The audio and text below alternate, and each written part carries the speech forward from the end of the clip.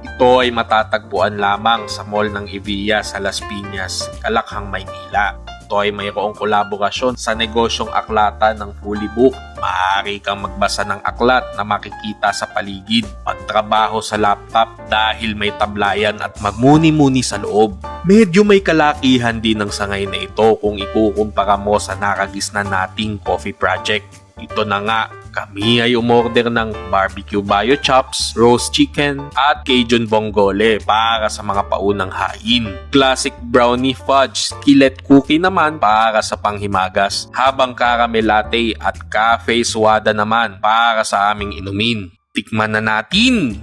Una ay sinumulan na agad namin sa panghimagas para maging patas pagkat ito ay may sorbete sa ibabaw at mainit daw ang pagkakasilbi. Ito ay masarap, sa totoo lang. Masarap yung dalawa, ang sorbetes sa vanilya at ang mismong brownie. Bagay na bagay. Pahitan natin matigas. Hindi lang namin nagustuhan na hindi ito mainit, bagkus ay maligamgam na at nahahawakan na yung kawali. Ito rin siguro ang dahilan kaya matigas yung brownie. Medyo mahal din ito at kakaunti ang dami. Mahal ito para sa presyong 380.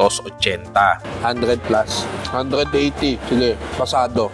Masarap naman siya. Pero, Kailangan pa nila pagbutihin. hindi naman fine dining to. Kalaway ang barbecue bio chops. Ito ay pork chop na mayroong barbecue na sarsa. May nakahalo ding mais na nakadawdaw sa keso. Masarap yung sarsang barbecue na pihado akong hickory. Matigas yung karne pero di ganoon kakapal yung taba. Okay yung sauce, pero yung karne niya hindi siya malambot. Putangin na naman! Kailan ka ba katigas? Yung sarsang keso na ginamit ay hindi ganoon ka-espesyal. Kanin naman ay sinangag din. Ito ay kailangan pa nila pagbutihin. Parang sinasabayan niya yung semi-fine dining eh.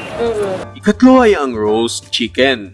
Ito ay sangkapat na hitang manok at may pamutat na kamati sa gilid. May saktong laki ng manok, luto naman at walang dugo. Masarap sana kung may itlog na kasama. Sana ginawa man lang nila ng chiksilog. Kamusta? Nagmumukha kasing chip eh no, pagka sinabi mo chiksilog. Di ba? Versus do sa roast chicken. Ayos na sana, ngunit sadyang namamahalan lang ako sa presyo nila. Mahal eh. 600. Ito ay Para tayo lang yung kumain ng ganyan eh. Actually, para dito. Ang mali. Ang lamang lang nito, pwede kang umupo kahit saan. May mauupuan ka. Parang mahal.